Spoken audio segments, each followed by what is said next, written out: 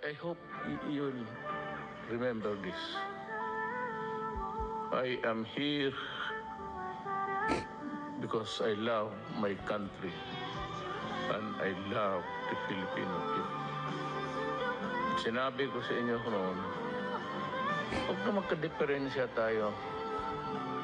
Kunting bagay, okay lang sa akin. Either I apologize or kayo.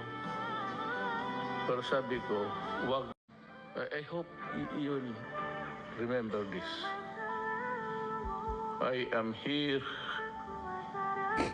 because I love my country and I love the Filipino people. Sinabi ko sa inyo noon, huwag na magka-diferensya tayo. Kunting bagay, okay lang sa akin. Either I apologize or kayo. Pero sabi ko, wag.